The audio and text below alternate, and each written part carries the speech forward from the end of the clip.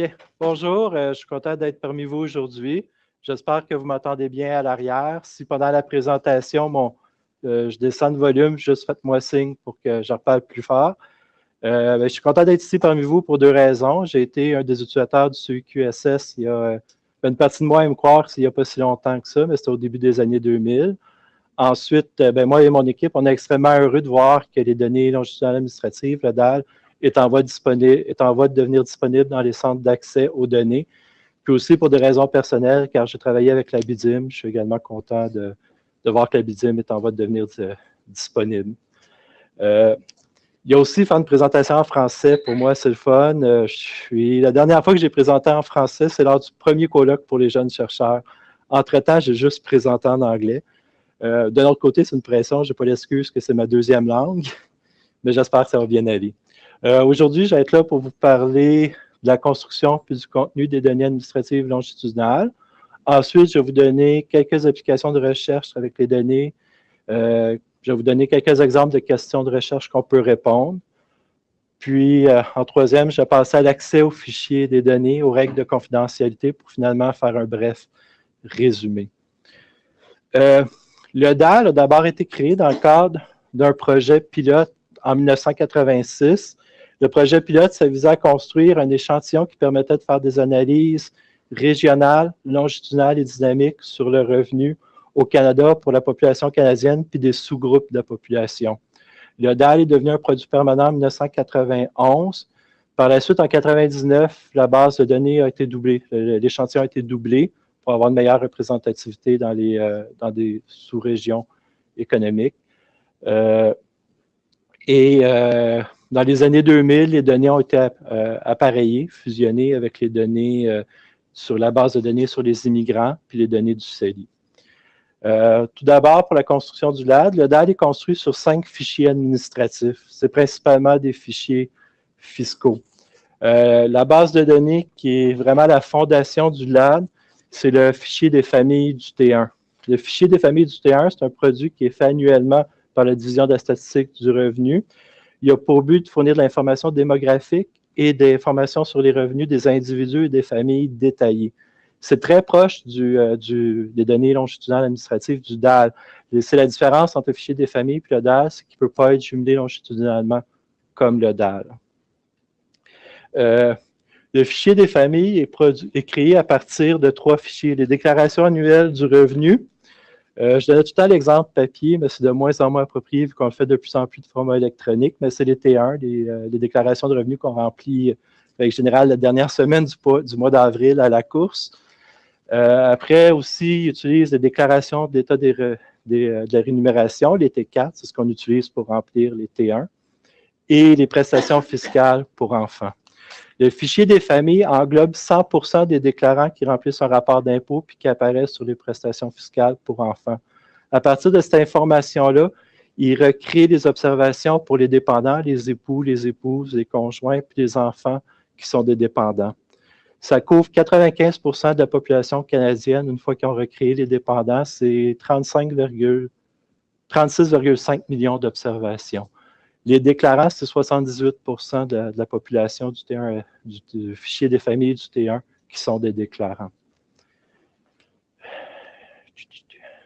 À partir d'informations disponibles, on recréer les familles économiques de recensement, les familles nucléaires, les familles de 2 générations.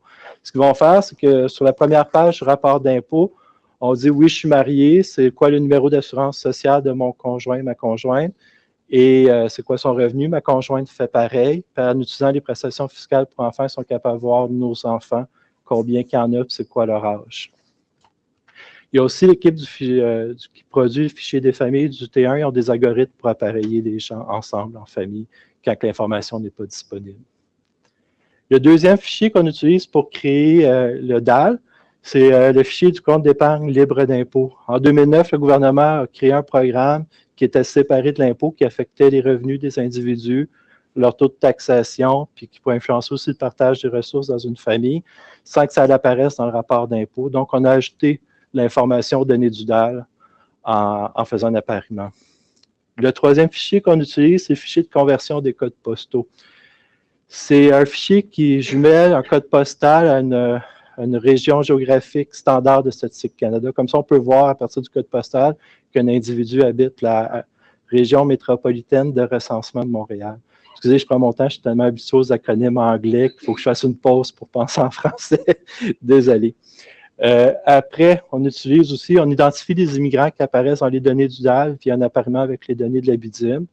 Je n'ai pas trop détaillé la BIDIM vu qu'il y a une présentation cet après-midi. Mais ça nous permet d'identifier les immigrants qui apparaissent dans le DAL. Finalement, le dernier fichier qu'on utilise, c'est le fichier Crossref. Même à Statistique Canada, je parlerai du fichier Crossref à certaines personnes puis ne sauraient pas c'est quoi. Surtout, c'est la première analyste qui a utilisé le fichier Crossref a donné son nom au fichier. Puis les gens sont habitués d'entendre parler du fichier Greenberg, du nom de Tom Greenberg, qui est le premier analyste qui l'a utilisé. C'est un fichier qui permet de suivre les changements de numéro d'assurance sociale. La plupart des Canadiens de naissance ne vont jamais changer de numéro d'assurance sociale, à moins qu'ils soient victimes de fraude. Dans ce cas-là, il peut y avoir un changement, mais pour les immigrants, il va y avoir des changements de numéro d'assurance sociale. S'ils viennent comme des résidents temporaires, ils vont avoir un AS qui commence par 0 ou 9. Si par la suite, ils deviennent des résidents permanents, ils vont avoir un numéro d'assurance sociale qui commence par un chiffre entre 1 et 8, comme les Canadiens de naissance. C'est particulièrement important dans la construction du DAL. La différence entre le fichier des familles du T1 puis le DAL, c'est que dans le fichier des familles, il y a les enregistrements pour les dépendants qui sont créés. Les dépendants, ils n'ont pas de numéro d'assurance sociale, donc ils ne peuvent pas être sélectionnés dans le LAD. Le LAD, excusez-moi, c'est l'acronyme anglais, le DAL. Et ça va m'arriver des fois d'utiliser le LAD. Je suis tellement habitué de dire LAD au lieu de DAL que je m'en excuse d'avance. Dans le DAL. Dans le DAL, c'est juste les déclarants, les gens qui apparaissent dans le T1, les rapports d'impôts et dans les régimes de prestations fiscales pour enfants qui vont apparaître. À partir du fichier des familles, c'est seuls les déclarants qui ont un numéro d'assurance sociale valide qui vont être sélectionnés. On prend 20% des individus. On utilise un numéro d'assurance sociale historique. Dans le fond, comme je parlais des résidents temporaires qui changeaient de numéro d'assurance sociale, c'est qu'on va prendre leur premier numéro d'assurance sociale pour construire l'échantillon du LAD. Le numéro d'assurance sociale et capital, c'est qu'on génère un chiffre aléatoire à partir du numéro d'assurance sociale pour faire notre base de sélection dans le LAD. C'est une distribution de Bernoulli. Pour ceux qui sont moins familiers avec le terme Bernoulli, dans le fond, en simplifiant beaucoup, c'est un peu comme ça à partir du numéro d'assurance sociale. On attribue de manière aléatoire un chiffre aux gens, je pourrais dire de 1 à 10 ici. Puis, je dirais, il y a 10% de la population qui aurait le numéro 1, 10% qui aurait le numéro 2, ainsi de suite. Puis, je dirais, les gens qui ont le numéro 7 et 9, vous faites partie de mon échantillon pour avis. Il y a, comme j'ai mentionné, le LAD est construit à partir de fichiers administratifs. Les données sont colligées, sont collectées dans le but de la gestion des programmes et non pas dans un but d'enquête. Ça peut être sujet à des changements à travers le temps selon les changements de loi, les changements que le rapport d'impôt subit. Pour donner un exemple, de 82 à 87, il n'y avait pas de ligne dans le rapport d'impôt pour rapporter les revenus qu'on tirait d'un REER. C'était dans la ligne 130 qui s'appelait « Autres revenus ». À partir de 88, la ligne est apparue dans le rapport d'impôt, la ligne 129. Il y a aussi, par exemple, les revenus d'assurance sociale. De 1982 à 1991, il n'y avait pas de ligne pour déclarer les revenus d'assurance sociale. Il y avait une ligne qui s'appelait revenus non imposables, qui comprenait aussi les bénéfices pour les compensations pour les travailleurs qui s'étaient blessés, les pensions de sécurité à la vieillesse puis aux survivants. C'est tout ensemble dans le non-revenu imposable. À partir de 92, ce détail est devenu disponible. Puis aussi, il faut faire attention quand on dit qu'il y a une variable qui est disponible comme l'assurance sociale, il faut voir c'est qui le déclare. Par exemple, le revenu d'assurance sociale, c'est seul le membre d'une famille qui a le revenu imposable le plus élevé qui rapporte les revenus d'assurance sociale. C'est à considérer quand on fait de l'analyse. Il y a eu aussi d'autres modifications aux lois qui ont créé des incitatifs à remplir les rapports d'impôt. Si on prend le nombre d'individus qui apparaissent dans les fichiers administratifs longitudinaux, le DAL, en 1982, on avait à peu près 3,2 millions d'individus. En 2014, on a monté à 5,4 millions d'individus. Si on regarde en 86, par exemple, ici, on va voir de 85 à 86, il y a un léger saut dans le nombre d'individus. ça provient de l'entrée en fonction du crédit pour la taxe de vente, qui était l'ancêtre de l'FTPS.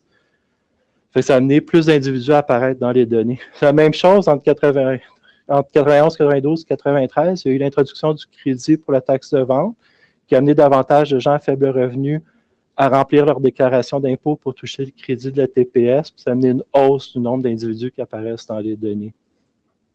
Il y a aussi eu les différents régimes de prestations fiscales pour enfants qui ont créé des incitatifs à être des déclarants ou pas dans les données. Il y a aussi l'introduction graduelle sur le marché du travail des femmes au fil du temps qui a augmenté le nombre de déclarants à apparaître dans les données. Ici, si on voit les données, j'ai une petite ligne en rouge qui sont des non-déclarants. C'est dans le processus de production du T1FF, il peut arriver qu'il y a des non-déclarants qui vont avoir un numéro d'assurance sociale disponible. Encore là, à travers le temps, avec les différents incitatifs, ça a diminué. Dans les années 80, il y avait entre 5 et 6 des observations du DAL qui étaient des non-déclarants. C'est devenu moins de 1 dans les années 2000.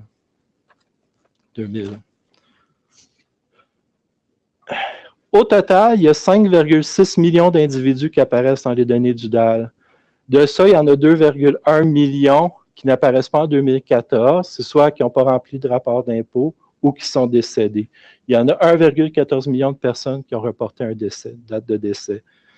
Une petite technicalité, la dernière année disponible du DAL, si je reviens en arrière sur le graphique, c'est 2014. Pourquoi?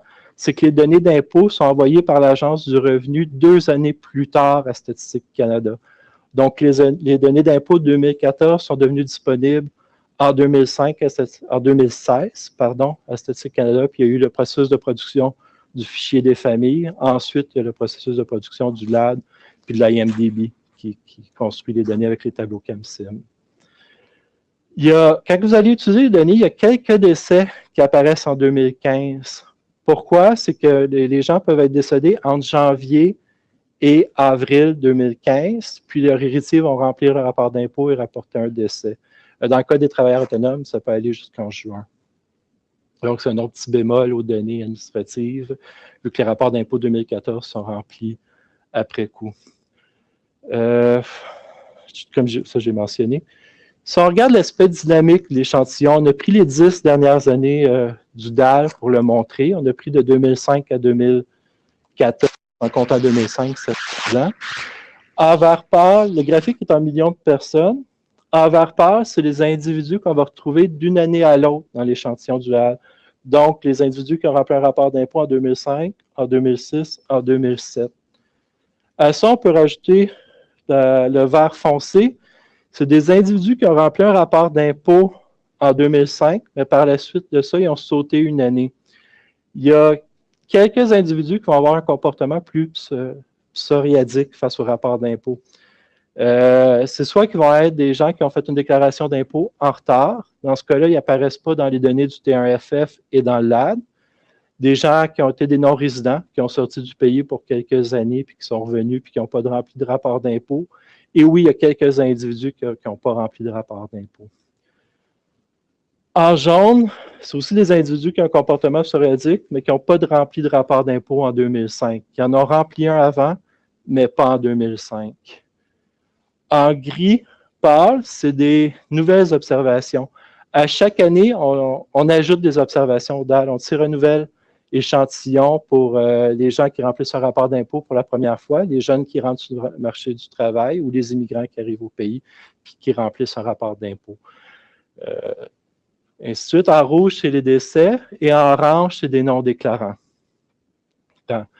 Comme on voit, la barre en vert pâle reste très élevée.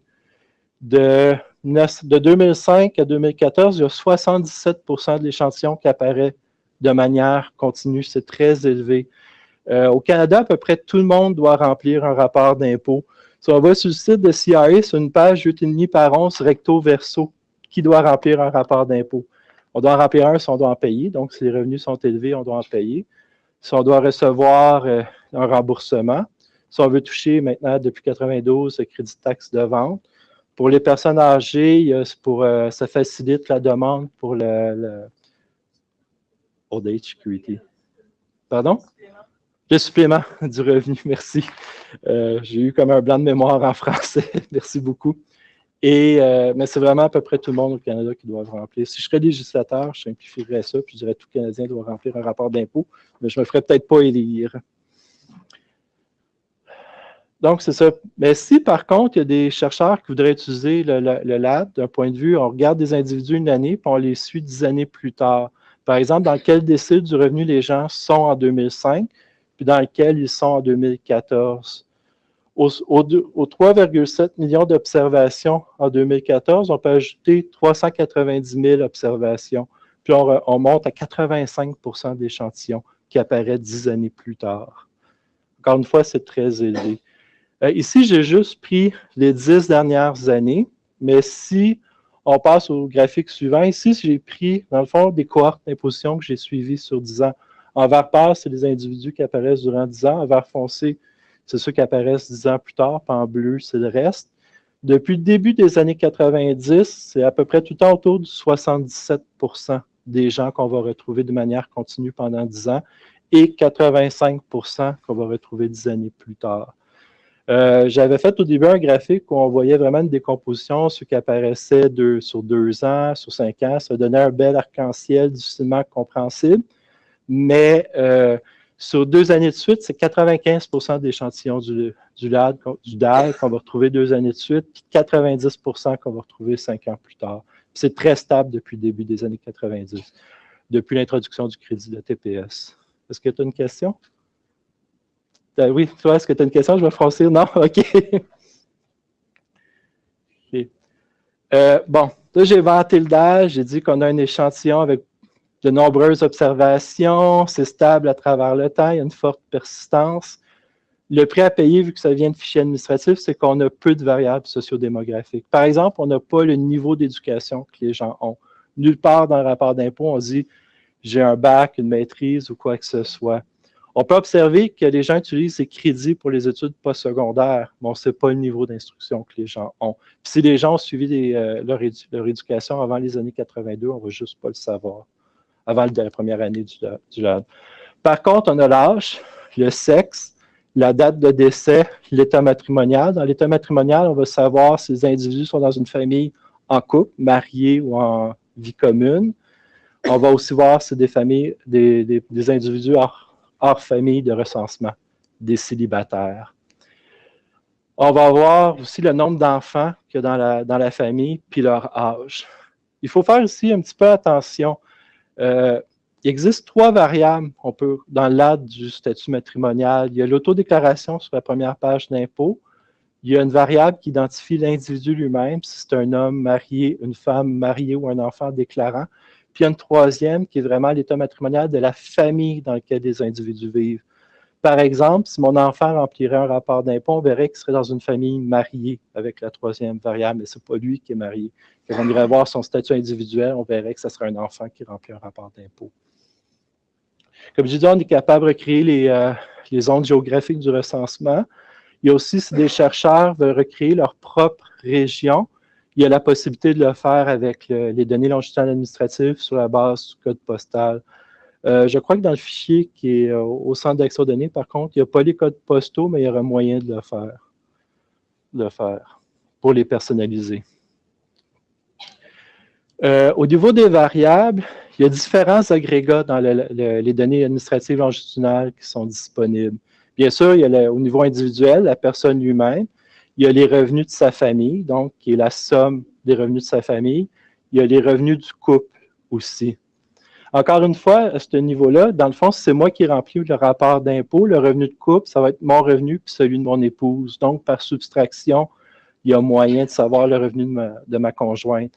Mais si c'est un enfant, ça va être le revenu de ses parents. À ce moment-là, le processus de soustraction ne peut pas être effectué. Fait que c'est à faire attention de ce point de vue-là.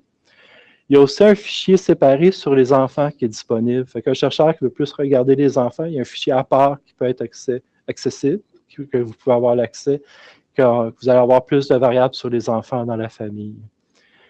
Encore une fois, comme je vous ai expliqué au début, le DAL, on sélectionne aléatoirement les individus. Ce n'est pas les ménages qui sont sélectionnés aléatoirement comme dans des enquêtes. Donc, plus une famille est nombreuse, plus elle est probable d'apparaître dans les données du DAL. Ça peut amener un déséquilibre dans les familles qui apparaissent dans le DAL. Fait que nous, on recommande d'utiliser les individus comme base d'analyse. Évidemment, moi-même, quand j'étais assistant de recherche, j'ai travaillé avec les familles, mais il faut penser à l'échantillon, comment que l'échantillon est construit, puis au biais que ça peut amener. On recommande de ne pas le faire, mais il y a des chercheurs qui le font puis qui mettent leur hypothèse quand ils construisent leur article, leur recherche, puis c'est à eux que ça appartient, mais on ne recommande pas. L'individu est l'unité de base, puis on peut voir la situation de sa famille. C'est quoi les revenus de sa famille? C'est quoi les revenus de son couple? Au niveau des variables disponibles, si vous prenez le rapport d'impôt, à peu près chaque ligne du rapport d'impôt va être une variable du LAD. Par exemple, j'en ai un ici où on voit un peu les acronymes écrits sur les lignes. Fait qu'à peu près chaque ligne, aussi des annexes, vont être une variable du DAL. Fait qu'on a dans les variables de revenus, on a un détail très élevé. On sait c'est quoi les revenus d'emploi, les autres revenus d'emploi comme les commissions versées. On a les revenus de travail autonome par type. Il y a 5 types dans le rapport d'impôt. On a les 5 types. C'est quoi les revenus de travail autonome qui proviennent de la pêche, de la ferme, etc. On a les revenus de placement, on a les revenus d'intérêt, les revenus de dividendes, les gains en capitaux. Puis on a aussi les revenus de location puis les revenus de société de personnes. On a un détail sur les transferts, la sécurité de la vieillesse, comme j'ai dit, les pensions survivantes depuis 92. C'est la somme des deux, par contre. On a les régimes de pension, le régime de rente, le régime de pension du Canada. On a... Excusez-moi, je vais prendre la slide pour éviter de regarder ma propre présentation. On a l'aide sociale depuis 92, on a le revenu d'assurance sociale, les indemnités pour les accidents de travail, les crédits d'impôt remboursables provinciaux aussi, calculés à partir d'informations disponibles.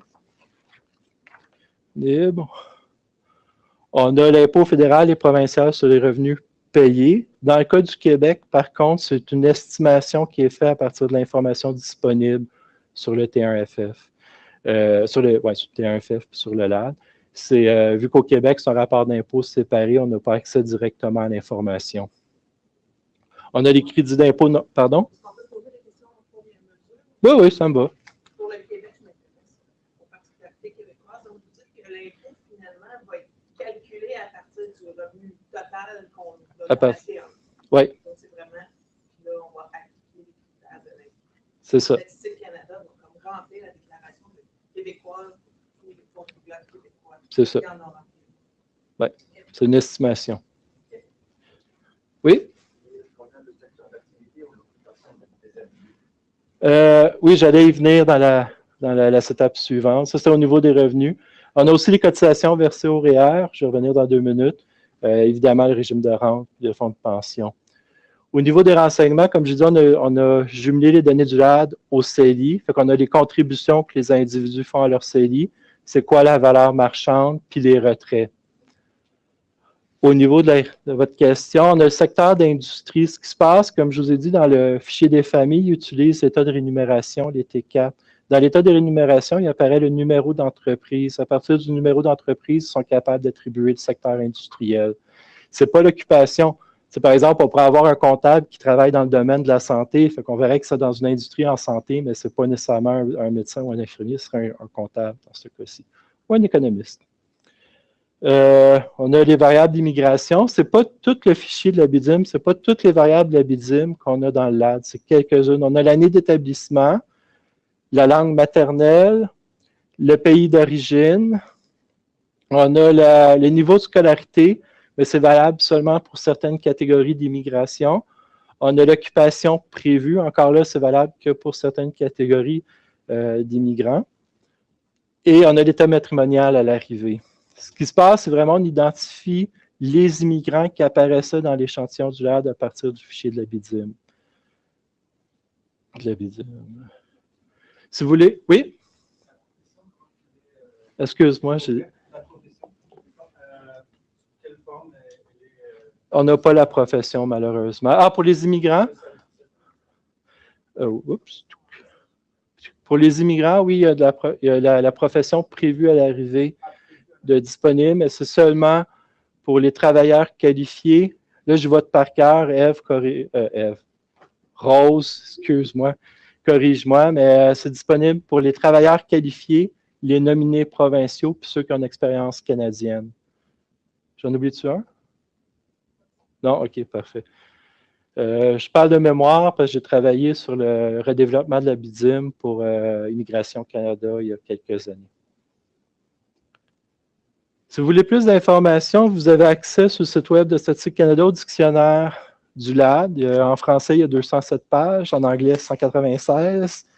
Dedans, vous avez vraiment le détail des variables disponibles, puis vous pouvez voir une définition, puis aussi de quelle ligne du rapport d'impôt les variables proviennent. Moi, ça m'a été très utile dans ma première vie, parce que souvent, j'allais voir où c'était reporté, puis j'allais après ça dans les guides sur comment remplir les rapports d'impôt par la suite. Ça donnait une autre information utile quand on construisait des variables. J'ai probablement oublié les deux copies que j'ai imprimées ici. Il y en a une en anglais, une en français. Et aussi, si vous voulez pousser votre curiosité un peu plus loin, aller voir des résultats qui proviennent des données administratives longitudinales, on a 2 séries de tableaux avec CAMSIM actuellement disponibles. En allant sur la page de StatCan, dans le bas, vous avez accès au tableau CAMSIM. Vous cliquez dessus, c'est gratuit maintenant depuis quelques années. Vous pouvez remplir les numéros comme 204 001, puis ça va vous amener directement au tableau. La première série de tableaux, elle a été publiée pour la première fois en 2013, c'était sur les revenus élevés. C'est qu'on regardait c'est qui les individus qui étaient dans le palier supérieur, en bon français, de revenus du 0,1, 0,01%, 1%, puis 10%. Le top 1%, si vous préférez. Il y a 2 séries de tableaux. Le premier, c'est avec des seuils pan-canadiens, puis la deuxième, c'est des seuils provinciaux. Fait que, par exemple, en utilisant les 2 séries de tableaux, il y a la personne, le chroniqueur économique de RDI qui avait fait une belle lecture il y a de ça 1 an ou 2 en utilisant les tableaux.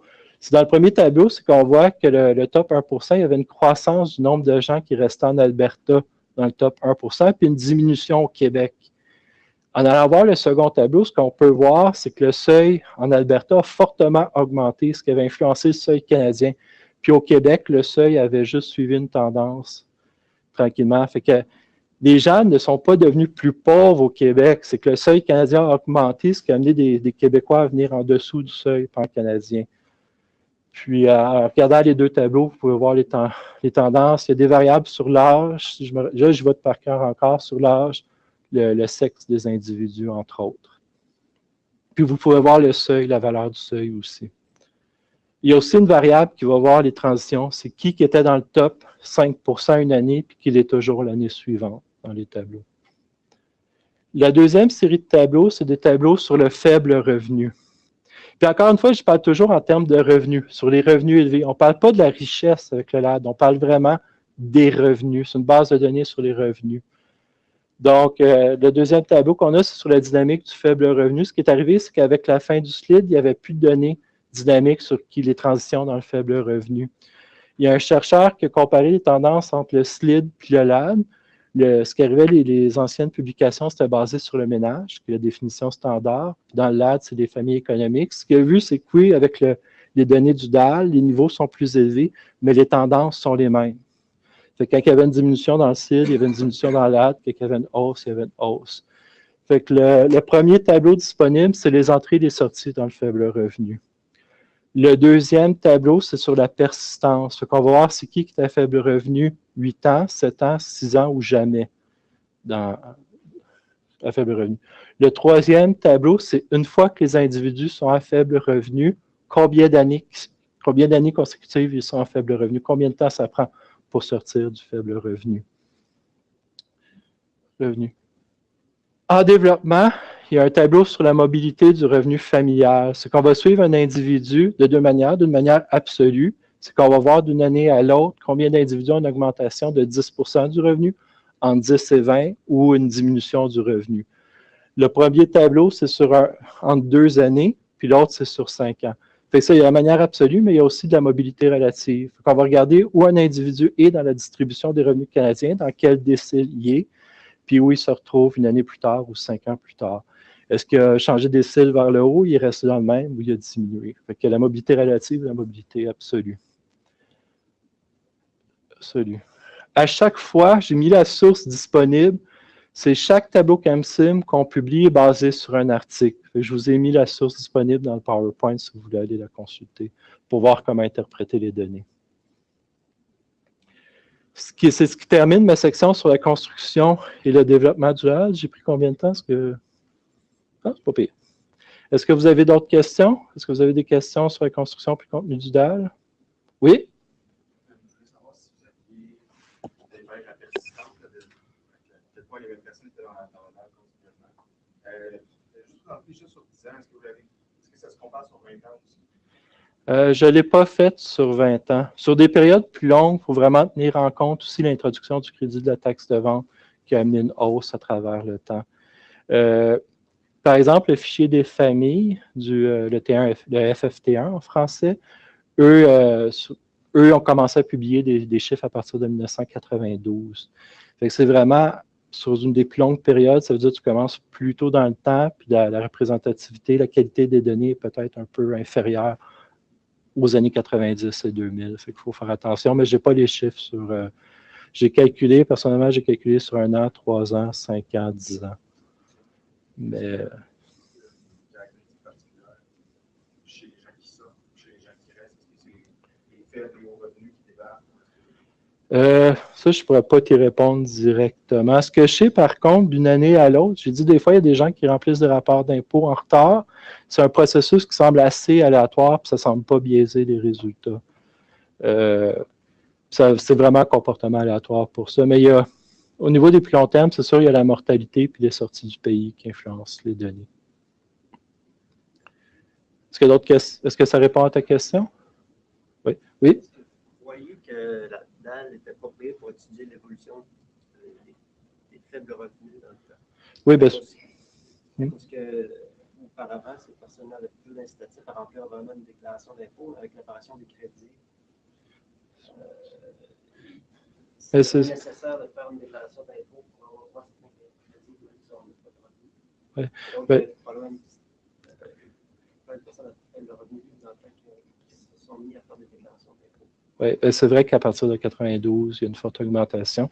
C'est ça, si tu regardes l'article sur lequel on a basé les tableaux sur le faible revenu de Shulin Zhang en 2014, c'est ce qu'il fait. C'est regarder, compare le SLID au LAD. C'est ça, c'est à partir des années 90 que les deux séries ont les mêmes tendances. Donc, si on voulait regarder ça, il faudrait prendre à partir de cette année-là. Oui, de 92. Oui. Tu as d'autres questions? Oui? Oui?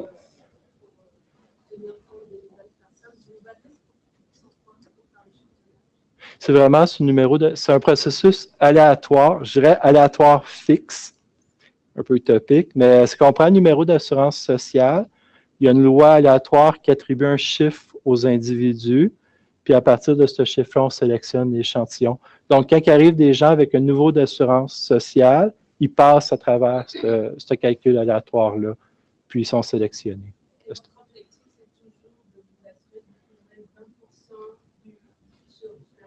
20% des déclarants du fichier des familles. Pour être clair, c'est dans le fichier des familles, j'ai mentionné, il y avait, j'espère que je n'inverse pas il y a 35,6 millions. J'espère que je n'inverse pas le 5 plus 6. De ça, il y en a 27 millions qui sont des déclarants, puis on sélectionne 20% du 27 millions, ce qui donne 5,4, 5,5 millions d'observations 2014.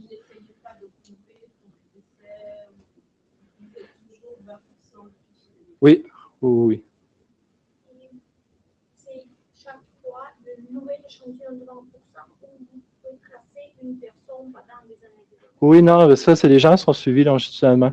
Comme je disais, on attribue un numéro d'assurance sociale historique aux gens, pour les gens qui changent de numéro d'assurance sociale, mais pour les autres, ils ont tout le temps le même numéro d'assurance sociale. Donc, à partir du numéro d'assurance sociale, on génère un numéro, puis on base notre sélection là-dessus. C'est comme ça, on suit les individus à travers le temps tant qu'ils apparaissent dans les fichiers des familles du T1.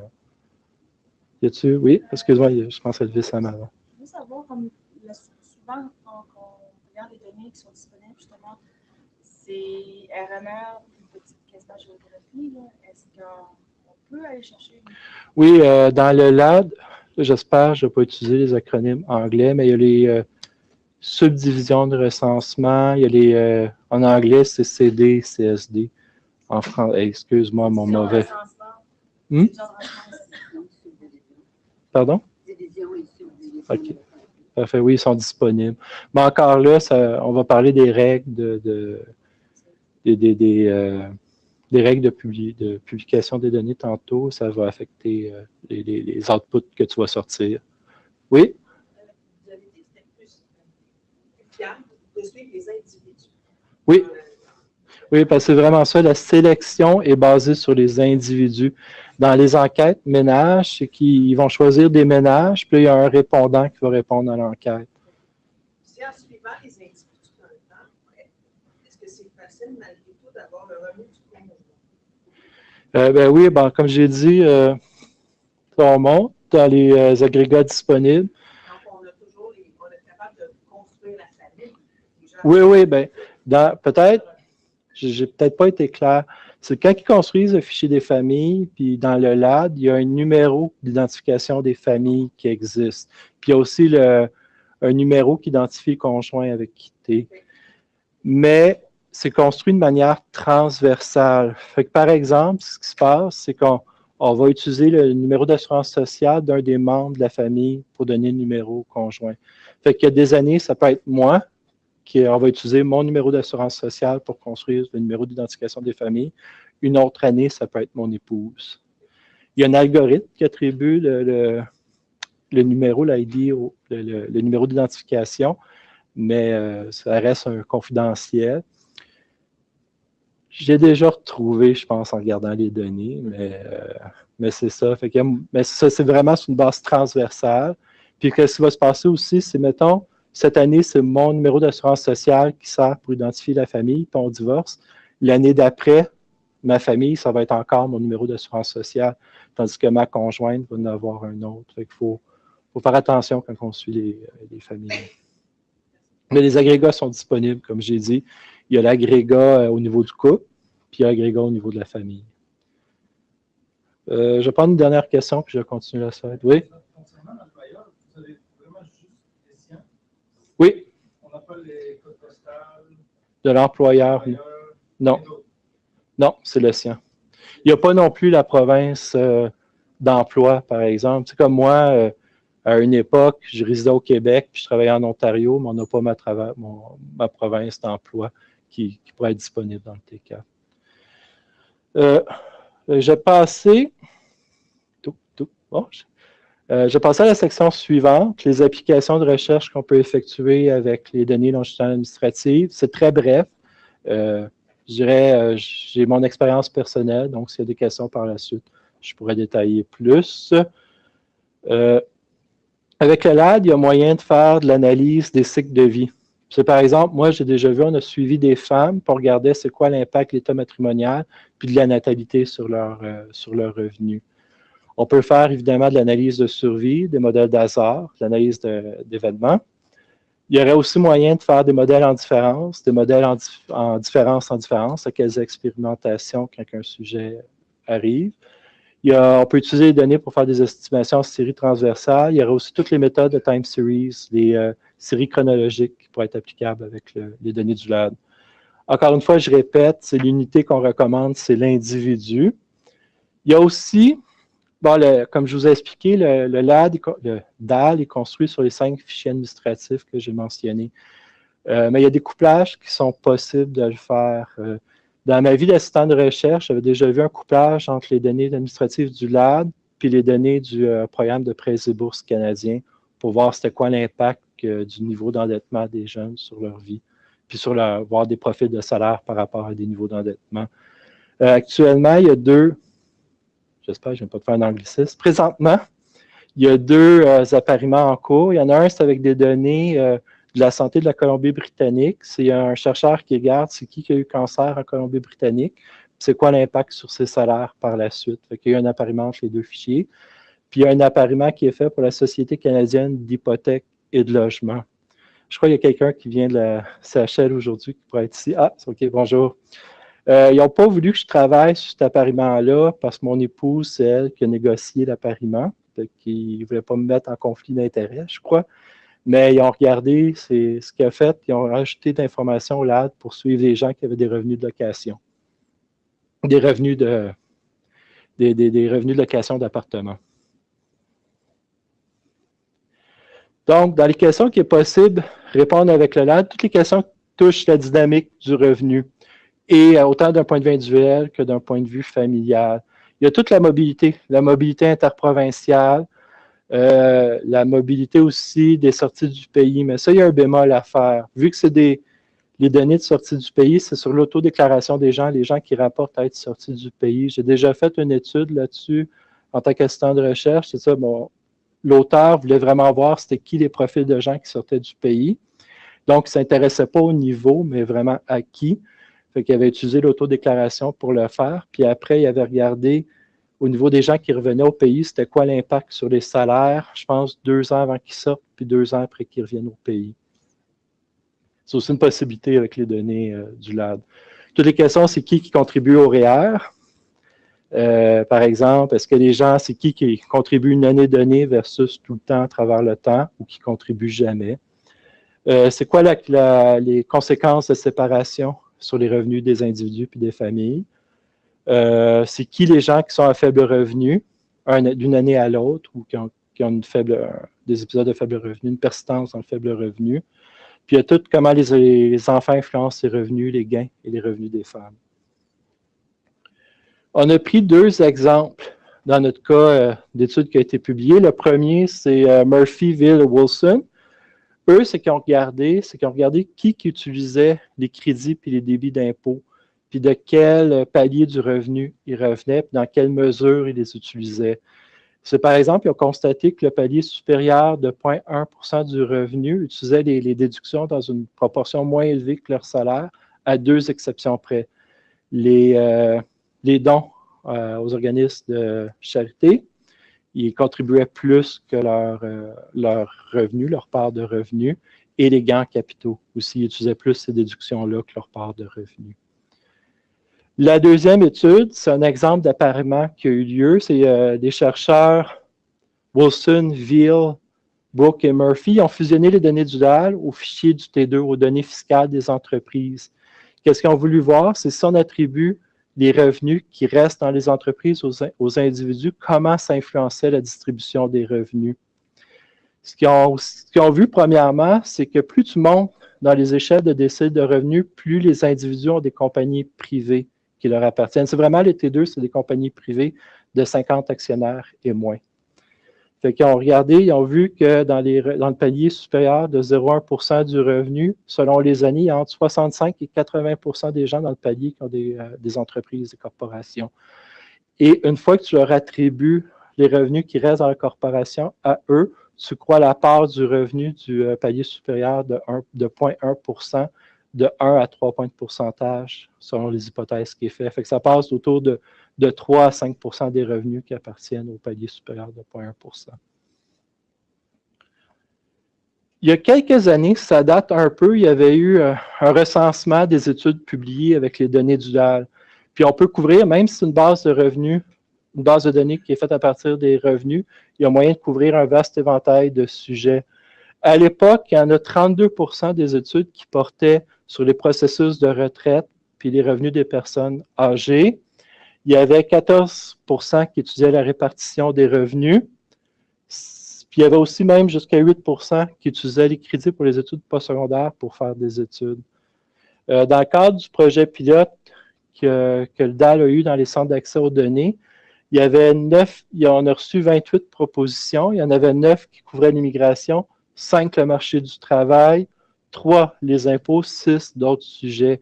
Au niveau de l'immigration, il faut vraiment faire attention. Le DAL, ça permet de mener des comparaisons entre les immigrants et les Canadiens de naissance et les immigrants qui sont arrivés en 1980. Quelqu'un qui s'intéresse vraiment au sujet de l'immigration et qui veut voir un fort détail, il doit utiliser les données sur la base de données sur l'immigration. Le LAD, ça a vraiment amené des comparaisons entre les immigrants et les Canadiens de naissance. c'est ce qui clôt un peu les sujets de recherche qu'on peut effectuer avec les données longitudinales administratives. J'aimerais savoir, y a-t-il des questions? Oui? Tu as parlé de pavillons. Oui? Donc, aux bases de données. Est-ce que le résultat de ces appariements-là va être éventuellement accessible également? Non, c'est vraiment basé sur un projet de recherche ou un programme de projet de recherche à proprement parler. C'est quand on va devant le comité de politique, j'ai oublié son nouveau nom, si on dépose, voici c'est quoi le projet de recherche, voici l'utilité des données, voici la durée de vie des données appareillées. Puis après, quand ça arrive à terme, ben, on efface le tout. Puis ça, les processus d'accouplement, quand je disais, ça nécessite une entente de couplage. Donc, il faut avoir les ressources pour le faire, puis c'est fait au bureau central à Ottawa, de Statistique Canada.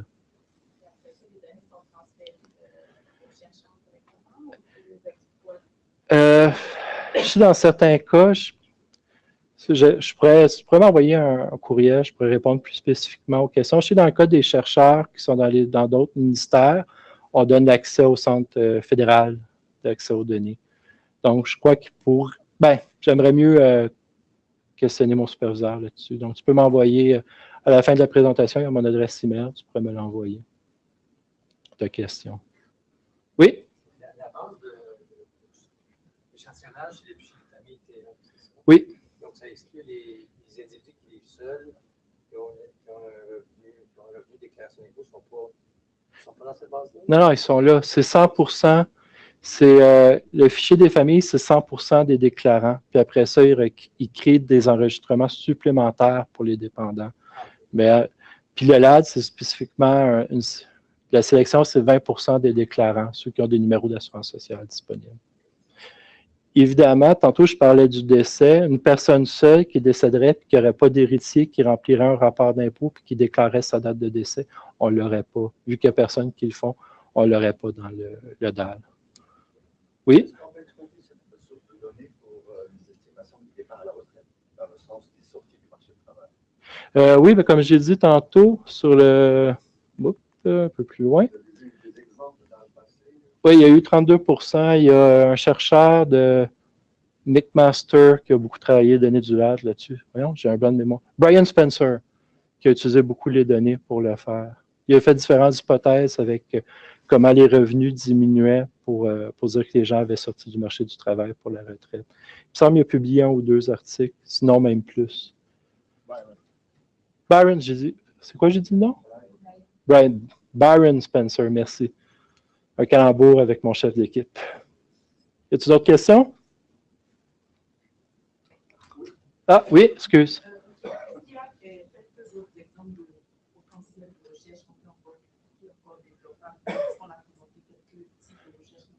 Oui, il y en a d'autres. Comme j'ai dit, moi, dans ma première vie comme assistant de recherche à Statistique Canada, je travaillais avec un chercheur qui avait énormément d'imagination pour pousser des sujets. J'ai autant couvert la dynamique de l'assurance sociale, les gens qui avaient un faible revenu d'emploi, les études postsecondaires. Il utilisait aussi beaucoup, il regardait c'était qui les enfants qui apparaissaient dans les données du DAL, qu'on voyait dans le temps, puis qu'on était capable de retracer quand ils naissaient. Fait qu'il regardait c'était quoi les revenus des parents, puis c'était quoi les revenus des enfants plus tard.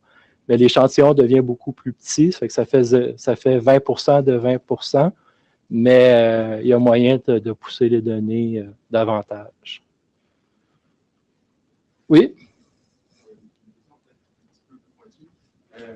Dans les statistiques fiscales, je présume viennent de la DAL, mais très agrégées. Un des problèmes qu'on a, c'est qu'on a des montants que les gens demandent en crédit d'impôt, par exemple, mais on ne sait pas s'ils les reçoivent vraiment, parce que les gens demandent des crédits d'impôt qu'ils n'ont pas le droit, des choses comme ça, ou qui sont des crédits remboursables alors qu'ils ne payent pas, des crédits non remboursables alors qu'ils ne payent pas d'impôt. Est-ce que ce serait possible par la DAL de... Ouais, tu pourrais faire les... si les gens touchent vraiment le crédit. Tu pourrais effectuer les calculs, tu pourrais le simuler. Ouais.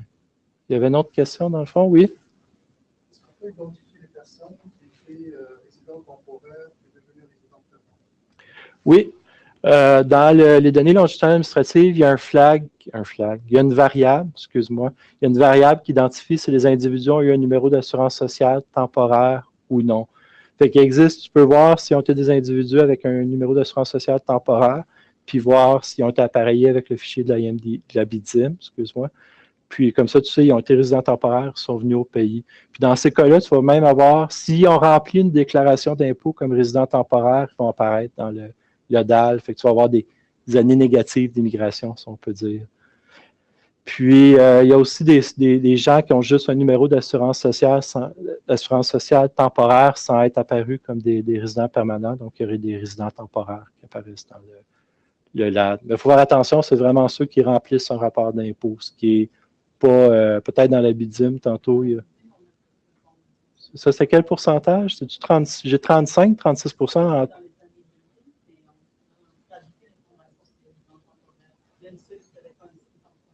OK. C'est ça. Non, non. Ça, tu ne le sais pas, mais tu vois l'année d'établissement, donc indirectement, tu peux le déduire. Je dis non, mais tu peux le déduire, en fait. Oui. Une dernière question, je vais passer à... L'accès aux données, c'est les données brutes ou c'est précis par rapport aux questions de recherche? Dans les centres d'accès aux données, vous avez vraiment accès aux micro-fichiers. Données. Il y a une chose, par contre, dans l'accès aux micro, j'ai parlé beaucoup, on utilise le numéro d'assurance sociale. Toute l'information contenue dans les données administratives sont... il n'y a pas de numéro d'assurance sociale qui va apparaître. C'est un numéro d'identification neutre qui est généré pour les gens. Oui?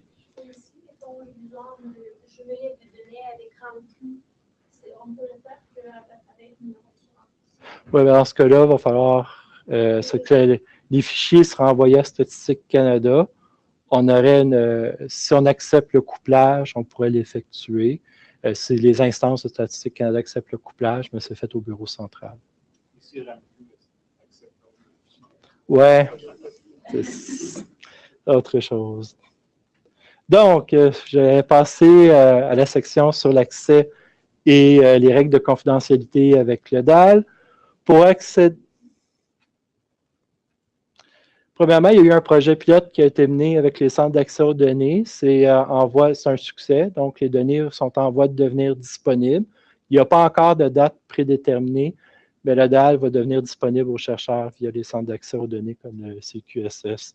Dans le projet pilote, il y avait eu différents critères qui avaient été considérés, dont si les centres d'accès aux données avaient la capacité de recevoir les données administratives longitudinales. C'est une grosse base de données.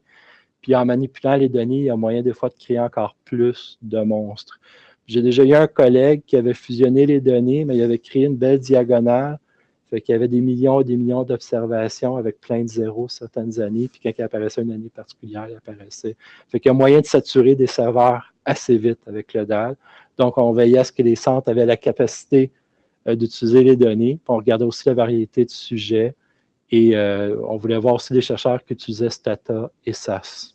Il y a des limites avec Stata pour utiliser le DAL. On recommande SAS.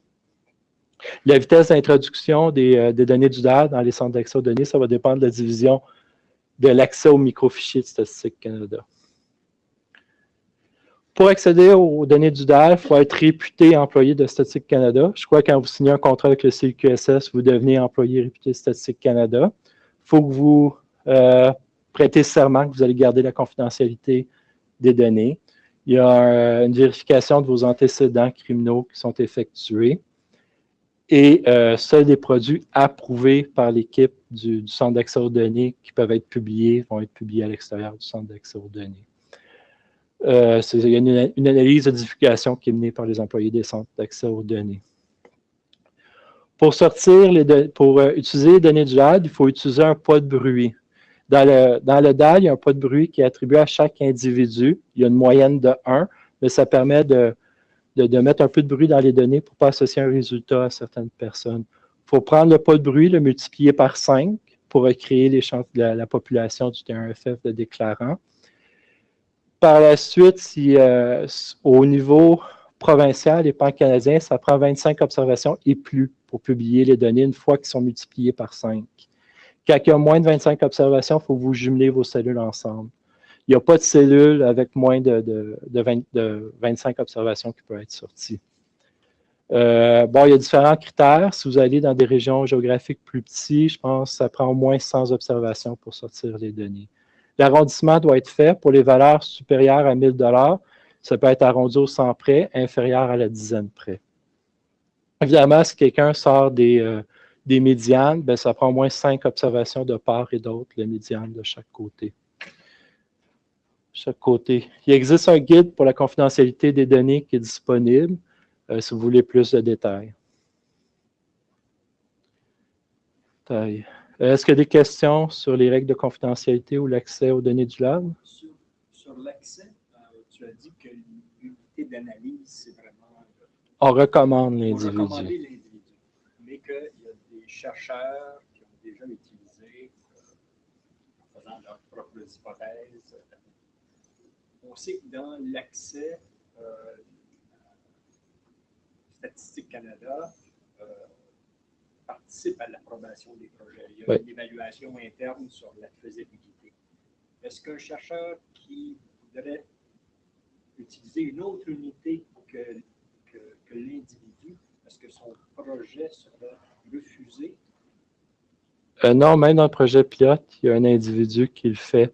Fait qu'il recrée un poids des familles selon le nombre d'individus qui a un numéro d'assurance sociale dans la famille, puis il utilise aussi le poids de bruit, le poids de diffusion de bruit. Est-ce que vous m'avez entendu à l'arrière? Je ne sais pas si c'était clair. OK. Est-ce qu'il y a une autre question? Vous semblez, est-ce que vous avez une... Avez-vous une question ou... Non? OK. Fait que, pour résumer, les données administratives longitudinales sont des données administratives. Il faut toujours en tenir compte en travaillant. Je n'ai peut-être pas assez incité durant ma présentation, mais il y a tout le temps un peu de bruit dans les données. Par exemple, je vous ai montré un tableau où on voyait les décès, mais j'ai vu des décès arriver, par exemple, en 2006, puis des gens remplissant un rapport d'impôt en 2005, en 2006, 2007, 2008, 2009, de manière continue par la suite. Donc, les chercheurs, quand vous regardez les données, vous pouvez dire, oh, cet individu-là, il est toujours vivant, il n'est pas décédé. C'est un exemple. Dans certains cas, dans certains champs particuliers, que si un sujet de recherche exploite un champ des données pour la première fois, puis vous regardez les données, si vous constatez que certains comportements que vous n'anticipiez pas, il y a toujours moyen de nous poser des questions, puis on va revoir les enregistrements, puis qu'est-ce qui se passe aussi. Mais il y a un travail de bras qui doit être effectué aux données par rapport aux données d'enquête, si je peux m'exprimer ainsi. Il y a 33 années disponibles. C'est un fichier longitudinal qui a beaucoup d'années disponibles.